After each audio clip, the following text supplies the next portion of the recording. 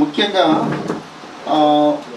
పండగ వాతావరణం అనేసరికి మనకు అర్థమయ్యేది ఏంటంటే ఎంత సంతోషం మనకు అక్కడ ఉంటుంది. పండగ అనేసరికి అక్కడ ఉన్నటువంటి సంతోషం మనకు కనబడుతుంది.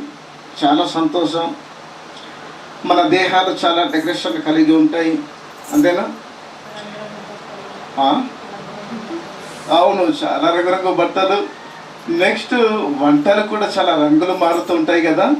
ఇలా చాలా పండగలో చాలా ఆ రోజు ఉదయం నుండి సాయంత్రం వరకు చాలా సంతోషంగా ఉంటామే తప్ప ఎవడు దుఃఖక్రాంతులుగా వారు ఆ దినాన్న గడపరు.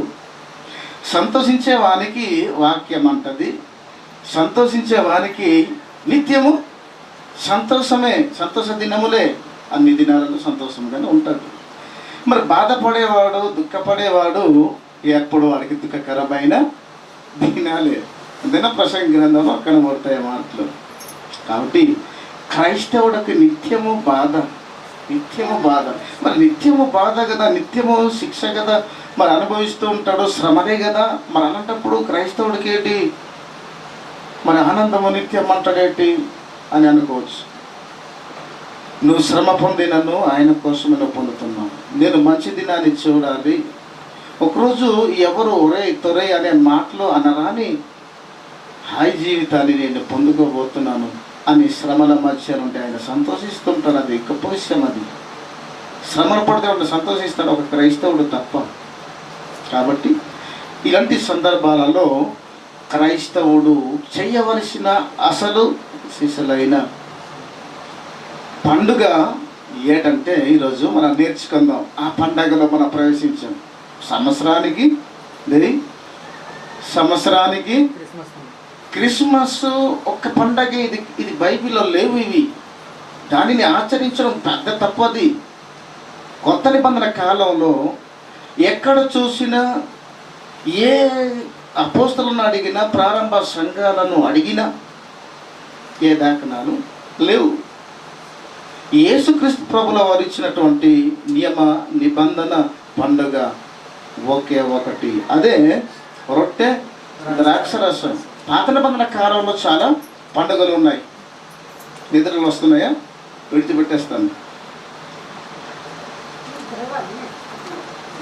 పాత నిబంధన పండుగ ఏ పండుగలు ఉన్నాయి? పస్క పండుగ, అదే రొట్టె పొంగల్ పండుగ, వాళ్ళు పర్ణశాల పండుగ, గుడారాల పండుగ, కోత పండుగ, వార పండుగలు, ఇలాంటి రకరకాల ఎన్నో పండుగలు వాళ్ళు చేసుకునేవాళ్ళు. కానీ కొత్త నిబంధనలు వచ్చేసరికి యేసు ప్రభుకి తెలియదా? ఆ చివరి కాలాల్లో ఉన్న అపోస్తలకు తెలియదా? మరి వారెందుకు చేయలేదు, మనం ఎందుకు చేస్తున్నాం? మరి బైబిల్లో రాయబడకపోయినా మనం చేసేది ఏదైనా తప్పే, నేరమే, పాపమే. లేనిది అతకడమే, చేయడమే. మనం తెలియక మనం ఏదో మన కోసం మనం పుట్టించుకుంటున్నాం, చేసుకుంటున్నామే తప్ప మనం చేయలేక కాదు మనం విడిచిపెట్టింది. బైబిల్ అనలేదు, బైబిల్ చెప్పలేదు, దానికి ఎందుకు చేయలేదు? లేనిది చేయడమే కదా అతిక్రమించడం అంటే. లేనిది అతకడం అంటే ఒకటిని కలపకూడదు, ఒకటిని తీయకూడదు అంటే అర్థం ఏంటి? ఉన్నదాన్ని చేయడం మానేసి లేని దాన్ని అతికించడమే కదా, కాదా అని సంపూర్ణముగా చేయబడాయి. కాబట్టి ఎక్కడ ఎవరు చేయలేదు. ఒక మాట యేసు అంటాడు, చాలామంది అంటారు, అంతేనా? జ్ఞాని అయినటువంటి సొలొమోను కూడా ఒక మాట అంటాడు కదా, ఎలా వచ్చేవాళ్ళు మంచి ఒకరి జన్మదినము కంటే యేసు ప్రభు వారు మనందరి కోసం చనిపోయిన దినమే మేలట. ఈ దినమే ఆయన మరణ దినాన్ని ప్రచురించవచ్చు, జ్ఞాపకం చేయొచ్చు. ఆయన మన కోసం నలిగిపోయినటువంటి దేహాన్ని, మనందరి పాపముల కొరకు, శుద్ధి కొరకు చిందించినటువంటి రక్తాన్ని తినచ్చు, త్రాగొచ్చు. ఈ విందునే నేను వచ్చేంత వరకు నన్ను జ్ఞాపకం చేసుకుంటాను. దేనినో కాదు, దీనినే చేయుడి అని నిబంధన చట్టం మనకు చెప్తుంది క్రైస్తవుడికి. అంతేగాని ఏది పడుతుంది చేసేయడానికి వీలు లేదు, ఏ ఆచారాలు లేవు. సరే, ఈరోజు చక్కటి వర్తమానాన్ని నేర్చుకోవడానికి వెళ్ళిపోదాం. కృష్ణ ఇందాక మంచి మాట చెప్పాడు, దాన్ని మనం ప్రారంభిద్దాం. అంతేనా? ప్రభు రాజ్యంలో చాలా గొప్ప విందు ఉందట. అక్కడ భోజన పంక్తిలో కూడుకొని అనగా ఆ రౌండ్ టేబుల్లోనూ లేదనుకుంటే ఇక్కడ వరుసగా లైన్గా వారు కూర్చొని ఉన్నారు. పంక్తి అనేసరికి కూర్చున్నప్పుడు ఒక వ్యక్తి అంటాడు, అన్నప్పుడు ప్రభు రాజ్యంలో గొప్ప విందుంది, ఆ విందులో పాల్గొన్నవాడు భుజించినవాడు ధన్యుడు అనే మాట విషయాన్ని కృష్ణ చెప్పారు. దానిని మనం టచ్ చేసి ఆలోచించి ముందుకెళ్ళిపోదాం. ఓకేనా? లూకాసు వార్త తీయండి. లూకాసు వార్త 14వ అధ్యాయం. ఒకసారి సహాయం చేయండి, తొందరగా సహాయం చేస్తే ఆ విషయాన్ని కూడా జస్ట్ అలాగే రిపీట్ నేను చేయను, చదువుతూ ఉండగా దానికి ఒక అర్థ వివరణ అలా లైట్కి ఇచ్చేసి మీకు అర్థం కావడానికి ఇచ్చేసి నేను ముందుకు వెళ్ళిపోతాను. ఓకే, ఈరోజు చాలా కార్యక్రమాలు ఉన్నాయి. ఈ పండగ కార్యక్రమం అనే దేవుడు మనకిచ్చిన ఈ సమయాన్న మన సంతోషంతో ముందుకెళ్ళిపోదాం. 14వ అధ్యాయం తీసారా? 15 నుంచి 24 వరకు కూడా ఒక విషయాన్ని మనం నేర్చుకుందాం. ఆయనకు కూడా భోజన పంక్తిని కూర్చుండిన వారిలో ఒకడు ఈ మాటలు విని దేవుని రాజ్యంలో భోజనము చేయవాడు ధన్యుడని ఆయనతో చెప్పగా ఆయన అతనితో ఇట్లా నేను ఏమని, ఒక మనుషుడు గొప్ప విందు చేయించి, గొప్ప యశ్ప్రభు అంటాడు గొప్ప విందు అంటే మామూలు విందు కాదనమాట. గొప్ప విందు అంటేనే మనకు మాటలు మన దేనిని గొప్ప అంటాం, ఎక్కువ దానిని చాలా ఉన్నతంగా చాలా ఖర్చు పెట్టుబడి చేసి దానిని డెకరేషన్ చేసినప్పుడు అది గొప్ప విందుగా చూస్తే మనకు ఆశ్చర్యం వచ్చేది, అంత గొప్పగా ఉండాలి. దానిని గొప్పగా పదాన్ని మనం వాడుతూ ఉంటాం. గొప్ప విందు చేయించి అనేకులను పిలిపించాడట ఆ యజమానుడు. చదవండి అప్పుడు. ఆ విందు కాలమందు అతడు ఇప్పుడు ఆల్రెడీ రెడీ అయిపోయింది. రండి అని పిలువబడిన వారితో పిలువబడినటువంటి వారితో చెప్పడానికి తన దాసుని పంపెను. తన పనివాడైనటువంటి దాసుని పంపించాడు యజమాని. అయితే వారందరూ ఏక మనసుతో నెపములు చెప్పసాగిరి. కారణాలు చెప్పారట.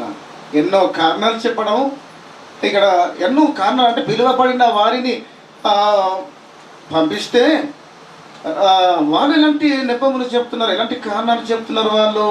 చదువు ఇప్పుడు. మొదటివాడు ఏమంటున్నాడు, పొలము కొని ఉన్నాను, నేను ఒక పొలాన్ని నేను తీసుకున్నాను, అవశ్యముగా వెళ్ళి నేను వెంటనే నేను వెళ్ళిపోయి దాన్ని చూడవలను, దాన్ని నేను చూడాలి, నన్ను క్షమింపవలెనని. నన్ను క్షమిస్తావా, నిన్ను వేడుకొనుచున్నాను నేను అని వేడుకుంటున్నాడు. మరొకడు ఏమంటున్నాడు, నేను 5 జతలు ఎడ్లను నేను కొనుక్కున్నాను, నేను వాటిని పరీక్షింపగా వెలుచున్నాను. వాటిని నేను పరీక్షించాలి కదా, నేను చూడాలి కదా, అవి ఎలా ఉన్నాయి, ఏ రకంగా ఉన్నాయి నేను చూడాలి కదా, కాబట్టి నేను వెళ్తున్నాను, నన్ను క్షమింపవలనని క్షమించండి సార్ అంటున్నాడు. మరొకడు మరలా ఏమంటున్నాడు చూడాలి, ఎలాంటి నెపములు మాట్లాడుతున్నారు, ఎలాంటి రీజన్స్ చెప్తున్నారా. నేను ఒక స్త్రీని వివాహం చేసుకున్నాను. చూసారా, ఇక్కడ కొత్త పెళ్లి కొడుకు ఇక్కడ కనబడే మనకు చేయాలన్నా ఎంజాయ్ నేను చేయాలి. నేను ఒక స్త్రీని వివాహం చేసుకొని ఉన్నాను, అందుచేతనే నేను రాలేను. కాబట్టి నేను రాలేను, నాకు బిజీ, ఎందుకంటే నేను ఎంజాయ్ చేయాలి నేను. అవునా కదా? చూడండి, ఇలాంటి బిజీలో ఉన్నారు, ఇలాంటి కారణాలు చెప్తున్నారు. కరువు అయిందండి దేవుని సన్నిధిలో, దేవుని రాజ్యంలో ఉన్నటువంటి విందులు భుజించేవారు ఎవరు లేరు. పిలువబడిన వారిని నెపములు నకరాలు ఆడుతున్నారు, నాటకాలు చెప్పసాగిరా. తర్వాత అప్పుడు ఆ దాసుడు తిరిగి వచ్చి అంటున్నాడు, మాటలు తన యజమానితో అంటున్నాడు. ఆ ఇంటి యజమానుడు కోపపడి, అప్పుడు ఆ మాట వినేసరికి ఆ ఇంటి పంపించినటువంటి ఆ ఇంటి యజమానుడు కోపపడి, నీవు త్వరగా పట్టణపు వీధుల్లోనికి, అప్పుడు అంటున్నాడు నువ్వు తొందరగా నువ్వు వెళ్ళిపోవాలి, పట్టణంలోనికి నువ్వు వెళ్ళిపోయి సందుల్లోనికి వెళ్ళు, బీదలు ఉంటారు అక్కడ, అంగహీనులు ఉంటారు అక్కడ, కుంటివారు ఉంటాడు అక్కడ, గుడ్డివారు కూడా ఉంటారు, ఇక్కడికి తోడుకొని రమ్మని తీసుకొని రా అని చెప్తున్నా. ఆ దాసునితో చెప్పాను. ఇంకా నెక్స్ట్ అంతటా ఆ దాసుడు ప్రభువా, ఆ దాసుడు అంటున్నాడు, ప్రభువా నీవు ఆజ్ఞాపించినట్టు చేసి తిని గాని యజమాని నీవు చెప్పినట్టే నేను చేశానయ్యా, ఇంకా నువ్వు చోటున్నదా అని కానీ చెప్పాను. ఇంకా చోటు ఇంకా స్థలం ఉంది అని చెప్పాడు. అందుకు యజమాని నా ఇల్లు నిండునట్లు, ఇదిగో నా ఇల్లు విస్తారముగా ఉంది, ఆ ఇల్లు నిండునట్లు నీవు రాజమార్గములోనికి నువ్వు వెళ్ళి కంచెల్లోనికి నువ్వు వెళ్ళిపోవాలి నాయనా, లోపలికి వచ్చుటకు, అప్పుడు లోపల రావడానికి అక్కడి వారిని బలవంతము చేయము. ఒకవేళ రాకపోతే నువ్వు బలవంతం చేసే బతిమాలైన వారిని తోడుకొని రామంటున్నాడు. ఏంటంటే పిలువబడినటువంటి మనుషులలో ఒకడు నా విందు రుచి చూడడని మీతో చెప్తున్నానని ఎవడంటున్నాడు ఈ మాట? యజమాని చెప్తున్నాను. చివరికి పిలువబడిన వారిలో ఎవ్వరు కూడా విందులో పాలిభాగస్తులు కాలేదట.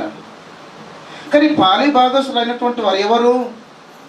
అంగహీనులు, కుంటివారు, గుడ్డివారు, ఇలాంటి వికలాంగులు వాళ్ళే ఆ రాజ్యంలోనికి, ఆ విందులోనికి పాల్గొన్నటువంటి వారు. పిలువబడని వారే అక్కడ ఉన్నారు. పిలువబడిన వారు ఎవరు లేరు. పిలువబడిన వారు అంటే ఎన్నో నాటకాలు ఆడారు వాళ్ళు. నేను ఎట్లు తీసుకున్నాను వాటిని నేను చూడాలి, నేను వెళ్ళిపోతాను, నన్ను క్షమించండి అని. మరొకడు నేను పెళ్లి చేసుకున్నాను, ఇంక సర్ద నాకు తీరలేదు, నేను ఆమెతో నేను ఉండాలి, కలుసుకోవాలి అని. అంతే కదా. ఇక మరొకడు ఏమన్నాడు? నేను పొలాలు నేను కొనేసుకున్నాను, అక్కడ నేను వెళ్ళి చూడాలి, అవి ఎలా ఉన్నాయో, ఆ మూలలు ఎలా ఉన్నాయో, ఆ గట్లు ఎలాగ ఉన్నాయో, ఇవంతా కూడా నేను చూసుకోవాలి కదా, నేను వెళ్ళిపోతున్నాను. ఏంటి మాటలు ఇలాగా?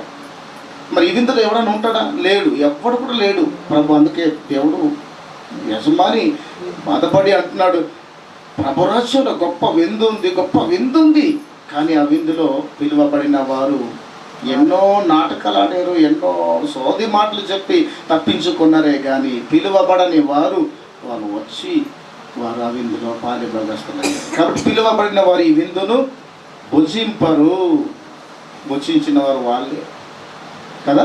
కాబట్టి ఇలాంటి సందర్భాల్లో మనం చూస్తున్నాం. కానీ ఈరోజు ప్రభు రాజ్యంలో చాలా గొప్ప విందు ఉంది. ఆ విందులో మన పాలిభాగస్తులు అయితే మనందరం ధన్యులం, ధన్యజీవులం. మనం ఎవరు ధన్యులు? దేవునికి కుమారులు అయితే మన వారసులము. ఆ వారసులే ధన్యులు. అంటే రెట్టింపు ఆశీర్వాదము తండ్రిచే పొందుకున్నటువంటి ఆత్మలు వాళ్ళే మనకు అర్థమవుతుంది. ఇప్పుడు నెక్స్ట్ మనం తొందరగా వెళ్ళిపోతాం. అంటే దేవుని రాజ్యం అనగానే ఏంటి? సంఘం. మరి విందు అనగానే ఏంటి? దేవుడు చెప్పు. విందు అనగా రొట్టె, ద్రాక్షరసం. మరి ఇది రాజ్యం, దేవుని రాజ్యం. ఈ రాజ్యంలో ఏముంది? మరి విందు ఉంది. ఏ విందు అన్నప్పుడు ఆ విందు ఎవరు?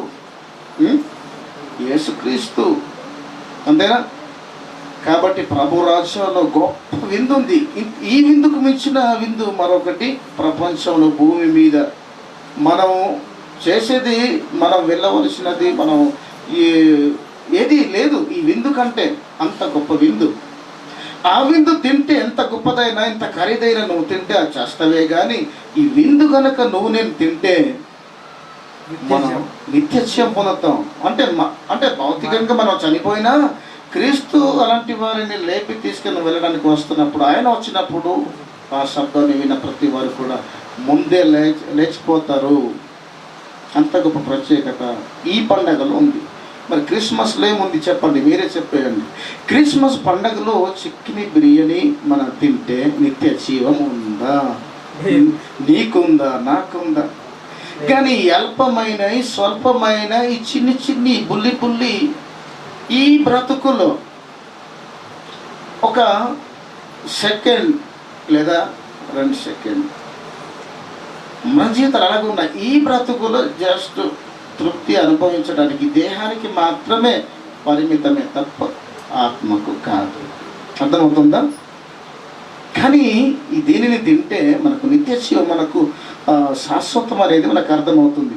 మనకు ఆ విందు ఎవరు అనేసరికి బైబిల్ గ్రంథంలో ఒకసారి రెఫరెన్స్ మీరు రాసుకుని ఇంటికి వెళ్ళి చదువుకోవచ్చు. ఇవే మనం ప్రస్తావన చేస్తుంటాం, కానీ మీకు తెలియాలి ఆ విందు ఏంటి. అసలు ప్రభు రాజ్యంలో గొప్ప విందు ఉంది కదా, ఆ విందు అసలు ఏంటి, ఏ విందు? మరి ఇప్పుడు క్రిస్మస్లో అయితే మనకు విందు ఏంటి మరి చెప్పండి? బిర్యానీ, చికెన్ ఉంది, లేదా మటన్ ఉంది, వైట్ రైస్, ఇవంతా కూడా ఉంది. మరి మసాలా ఇవంతా ఏడ్ చేసినవి, ఇవంతా కూర, రుచికల కూరలు మనకు వింటుంటేనే వాసన చూస్తుంటేనే మనకు నోరు ఊరుతుంటుంది, ఎప్పుడు తెలియాలి, ఎప్పుడు డేక్స్ దూరిపోవాలన్నట్టు ఉంటుంది. మరి ఇక్కడ విందు ఏంటి? ప్రభు రాజ్యంలో విందు ఏంటి? మరి మసాలా వాసన రావటం లేదు, ఇక్కడ కట్టి కనబడటం లేదు, మరి ఆ విందు. కాబట్టి చూద్దాం ఒకసారి మంచి మాటలు. మనకు విందు ఏది? మరి ప్రభు రాజ్యంలో విందు ఉంది, గొప్ప విందు ఉంది. ఆ విందు ఏది మరి మనం ప్రశ్నిస్తున్నాం. ఆ విందు ఏంటంటే బైబిల్ గ్రంథంలో తీయండి ఒకసారి. ఎఫెసీయులకు రాసిన పత్రిక 5వ అధ్యాయం 2వ మాట తొందరగా మీరు చదివి సహాయం చేస్తే మిమ్మల్ని ఇంకా కార్యక్రమాల్లోనికి ఇంకా ముందుకెళ్ళిపోవడానికి ఇంకా చాలా స్పీడ్గా మనం చూసుకుంటూ మనం మిమ్మును ప్రేమించి క్రీస్తు మిమ్మును ప్రేమించి పరిమళ వాసనగా ఉండుటకు, సుగంధ తైలముగా వాసనగా మీరు ఉండడానికి మన కొరకు యేసుక్రీస్తుల వారు మన కోసం తన్ను తాను దేవునికి అర్పణముగాను, కన్న తండ్రిని, తను పంపించినటువంటి తండ్రిని తన్ను తాను దేవునికి అర్పణముగాను బలిగాను అర్పించుకున్నాడు. తండ్రి అయిన దేవునికి అర్పించుకున్నటువంటి బలి క్రీస్తు. అంతేనా? బలైపోయాడు. ఎందుకు బలైపోయాడు? నువ్వు నేను భుజించి నిత్య జీవం మనం అనుభవించాలని, పొందుకోవాలని, నిత్య జీవం కొరకైన తన శరీరాన్ని మనకిచ్చేసాడు. శరీరం కూడా వృధ కాలేదన్నమాట. అంతేనా? ఆయన రక్తము కూడా వృధ కాలేదు. ఆ రక్తం మమ్మల్ని శుద్ధి చేస్తుంది నువ్వు త్రాగినప్పుడు. ఆయన దేహాన్ని, ఆయన రొట్టెను మనం తిన్నప్పుడు మన శరీరాన్ని ఏం చేస్తుందంటే ఓర్పును, సాత్వికాన్ని, సమాధానాన్ని ఇది కూడా ఇస్తుంది. తిరుగుబాటు చేసే రకాలు కాదు అవి. అలాంటి ఆయన రక్తం తిన్న తర్వాత, ఆయన రొట్టె తిన్న తర్వాత ఇంకా కొన్ని మాటలు మనకు ఉన్నాయి, కానీ ఇవన్నీ చెప్పను. కానీ క్రీస్తు అను మన పశువు ఆయన బలైపోయాడు, వధింపబడింది. దానిని మీరు ఏమంటున్నాడు? 22 లూకాసు వార్తలో అంటాడు ఆ మాట 17లో, మీరు దీనిని పంచుకొని తిన్నుడి అన్నాడు. దానిని పశువును, వధింపబడినటువంటి ఈ పశువును మనం ఏం చేయాలి? వడ్డించి మనం తినాలట. పంచుకొని మీరు తినండి అని అంటాడు ఆయన. తినాలి మనందరం కూడా, మనందరం పంచుకోవాలి. ప్రతి ఒక్కరు పంచుకోవాలి, అందరు పంచుకోవాలి. ఇప్పుడు చాలా విషయాలలో కొన్ని మాటలు మనం నేర్చుకునే ముందు ఇప్పుడు ఒకసారి చూద్దాం బైబిల్ గ్రంథంలో మరలా మంచి మాట. రొట్టె ద్రాక్షరసాన్ని మనం ఎందుకు తినాలి? తినడం వల్ల ఉపయోగం ఏంటి? అసలు తింటే లాభం ఏంటి, తినకపోతే నష్టం ఏంటి అని విషయాలు మన ఆలోచన చేసుకుంటూ మనం వెళ్ళినప్పుడు చూద్దాము ఒకసారి 6వ అధ్యాయం తీయండి. 6వ అధ్యాయం యోహాను సువార్తలో అక్కడ ఎంత లాభం అంటే యేసుస్వామి అంటున్నాడు, అది క్రైస్తవుడు తిని ఆ నిత్య జీవాన్ని అనుభవించటమే, పొందుకోవడానికి ఆయన చిత్తం. అందుకే తండ్రి పంపించినట్టు మన బైబిల్లో చూడగలం. ఒకసారి యోహాను సువార్తలో 6వ అధ్యాయము తీసారా? 6వ అధ్యాయం 49 నుంచి మన కంటిన్యూ మనం చేద్దాం. ఈ 2 విషయాలను చెప్పేసి తొందరగా ముందుకెళ్ళిపోవడానికి ప్రయత్నం నేను చేస్తాను. మీ పితరులు అరణ్యంలో మన్నాను తినినను. ఇశ్రాయేలీయులు మన పితరులు అరణ్యంలో ఏం చేశారు? మన్నాను తిన్నారు. తిని చనిపోయారు వాళ్ళు. దీనిని తినేవాడు చావకుండునట్లు చావకుండా ఉండడానికి పరలోకము నుండి దిగి వచ్చినటువంటి క్రీస్తు అనే ఆహారము ఇదే. ఇంకా పరలోకము నుండి దిగి వచ్చిన జీవాహారమును నేనే అంటున్నాడు. మా ఇంకా ఎవడైనా ఈ ఆహారాన్ని ఒకవేళ భుజిస్తే వారు ఎల్లప్పుడూ జీవించును, వాడు బ్రతుకుతాడు. ఇంకా చదవండి. మరియు నేనిచ్చే జీవ ఆహారాన్ని లోకానికి జీవము కొరకైన నా బ్రతుకు కోసమే ఈ శరీరాన్ని ఇచ్చాను అంటున్నాడు అని మీతో నిశ్చయముగా స్పష్టంగా నేను చెప్తున్నాను, ఖచ్చితంగా చెప్తున్నాను. ఇంకా యూదులు గలడని వీడు ఎలాగూ తన శరీరాన్ని తిననీయగలడని వాదించుకోరేది. మన పిశాచులమేటి, మన రక్త పిశాచులమని మేము తినేయడానికి ఆయన శరీరాన్ని, ఆయన రక్తాన్ని మరి సందేహం వస్తా లేదా? కాబట్టి వారు అలా మాట్లాడుకున్నది. తర్వాత కాబట్టి యేసు అప్పుడు అంటున్నాడు యూదులతో, మీరు మనుష్య కుమారుని శరీరాన్ని తిని ఆయన రక్తమును త్రాగితేనే తప్ప మీలో మీ అంతటా మీలో ఎవరును జీవము గలవారు మీరు కాలేరు అంటున్నాడు. ఇంకా నెక్స్ట్ చదవండి. అలాగా నా శరీరము తిని నా రక్తము త్రాగువాడే నిత్య జీవము గలవాడు, కలకాలం బ్రతుకు కలిగినటువంటి వాడు అంటున్నాడు. ఇంకా అంత్యదినమున అలాంటి వారిని నేను చివరి దినాలలో నేను వారిని లేపుదును. అలాంటి వారిని మాత్రమే నేను లేపుతాను. నిత్య జీవము గల వారిని మాత్రమే నేను లేపుతాను. నిత్య జీవం ఇవ్వడానికి వారిని లేపుతాను. అంత్యదినమందు నేను లేపుతాను అంటున్నాడు. మరి అంత్యదినమందు మనం లేపబడాలి అంటే ఖచ్చితంగా దీన్ని భుజించాలి. ఒకవేళ ఈరోజు చనిపోవచ్చు, రేపటికి చనిపోవచ్చు. దీన్ని భుజించకుండా మనం చనిపోతే మన పరిస్థితి ఏంటి చెప్పండి. కాబట్టి ఇది ఎంత మాత్రం ఇది ఆలస్యం చేయడం మంచిది కాదు.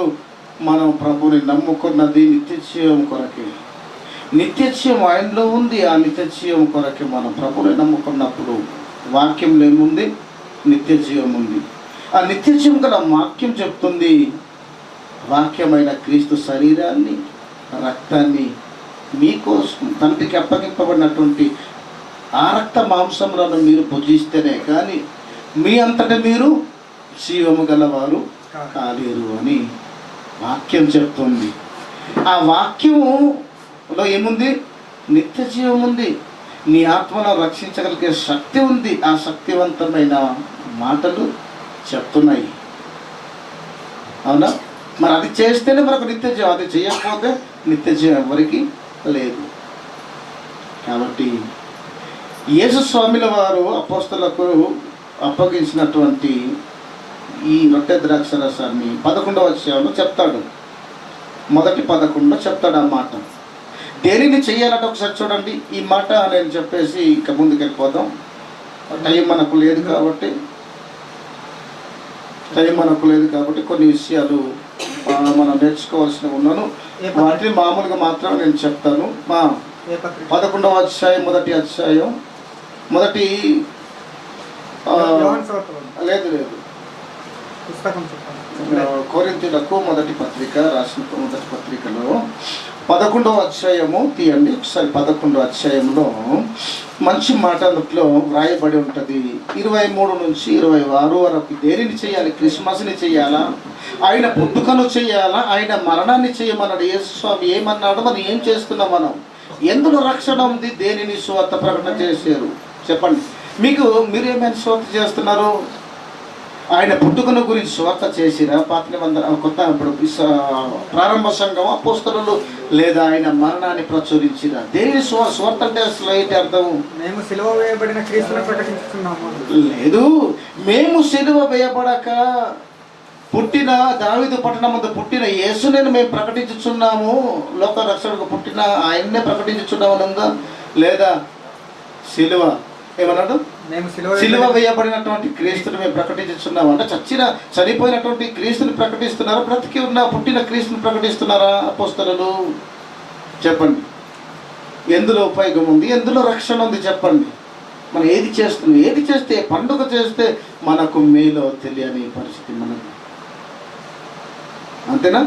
చదవండి ఇప్పుడు ఏమంటున్నాడు, నేను మీకు అప్పగించిన దానిని నేను అప్పగించిన దానిని ప్రభు వలన పొందితిని, ప్రభు వలన నేను పొందుకున్నాను నేను అంటున్నాడు పౌలు గారు. ప్రభు అయినటువంటి యేసు స్వామి తాను అప్పగింపబడే ముందు రాత్రి ఒక రొట్టెను ఎత్తుకున్నాడు, కృతజ్ఞతాస్తుతులు చెల్లించి, తండ్రి అయిన దేవునికి కృతజ్ఞతాస్తుతులు చెల్లించి దానిని విరిచాడు.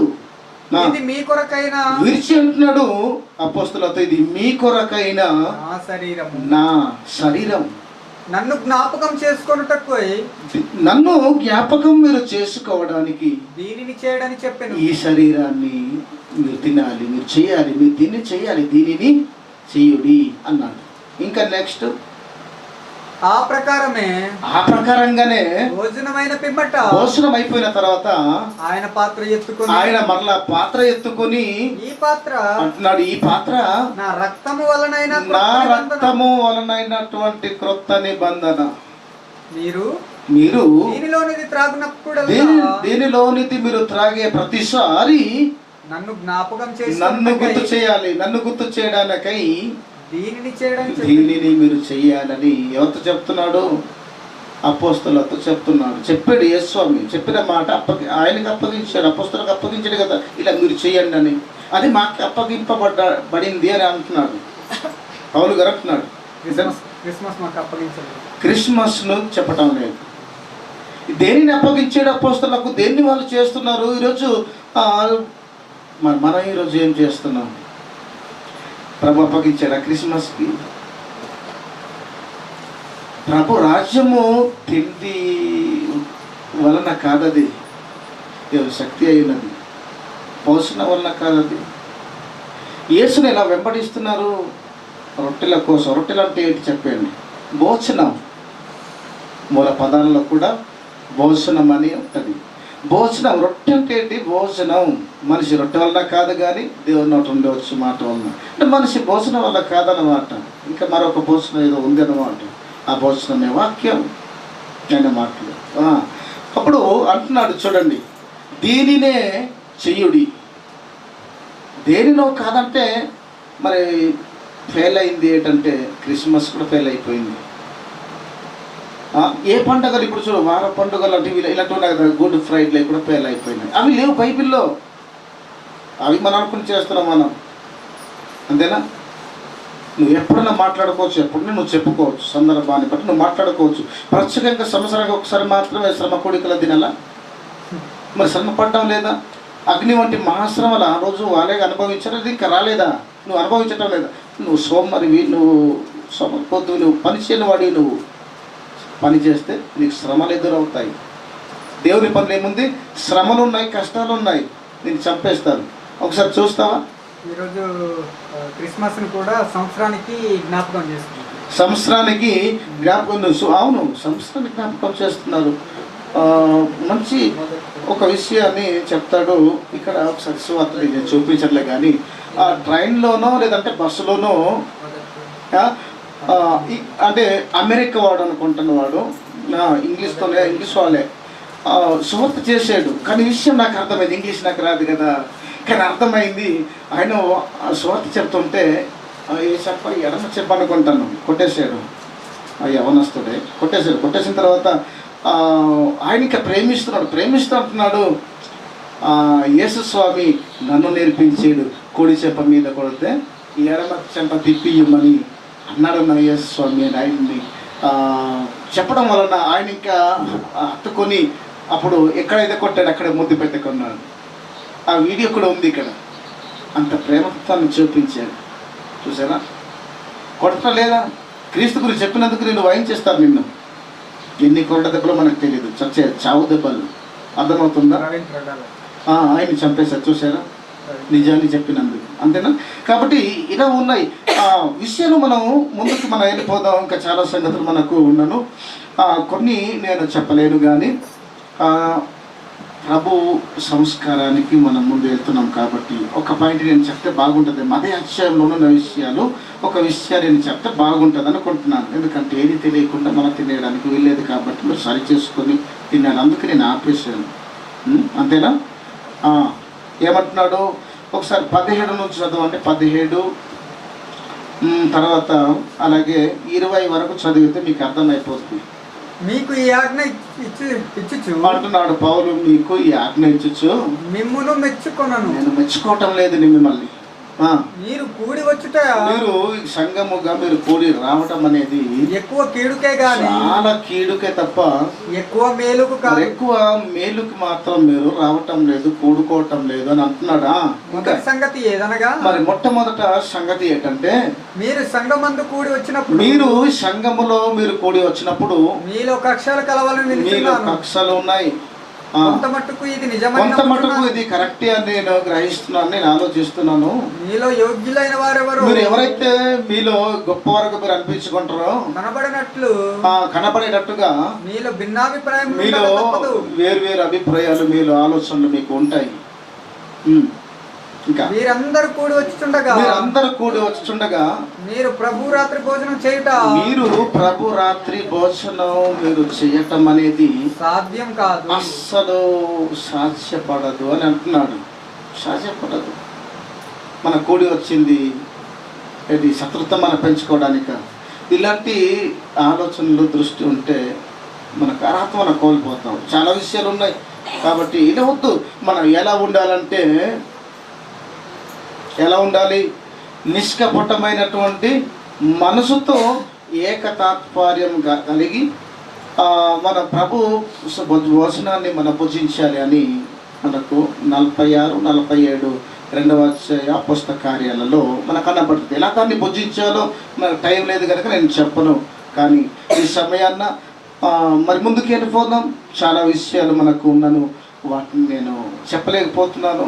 చాలా విషయాలు ఉన్నాయి. తర్వాత ఇంకా ప్రతి వారం ఒక్కొక్క అంశాన్ని ఒక్కొక్క విషయాన్ని మనం నేర్చుకుంటూ మనం వెళ్ళిపోదాం. నిత్య జీవం కొరకు ఈ ప్రభు రాజ్యంలో ఉన్నటువంటి విందులో పాలిభాగస్తులు ఇక మీదట ఈ రోజు నుంచి మనం చేయాలని ఆశపడుతున్నాం. అది ఎప్పుడు చేయాలో కూడా బైబిల్ కూడా మనకు ఇస్తుంది. ఆల్రెడీ మనకు తెలుసు. అప్పుడే ఆదివారం చేశారు, ఆదివారం చంద కూడా తీసుకున్నారు. అంతేనా? మరి ప్రతిదినము ఈ రొట్టె ద్రాక్షరస కార్యక్రమాన్ని జరిగించారు అని మనకు ఒక ఆదివారమే కాదు, ప్రతిరోజు కూడా చేసిన దాఖలాలు బైబిల్లో సెలవిస్తుంది. ప్రతిరోజు చేస్తే ఇంకా మంచిది. మన వారానికి కనీసం అంటే నెలకి ప్రతి వారం చేయడం అనేది చాలా ఇంపార్టెంట్ అని నేను కోరుకుంటున్నాను. ఇదే మనం కంటిన్యూ చేయడానికి ప్రయత్నం మనం చేద్దాం.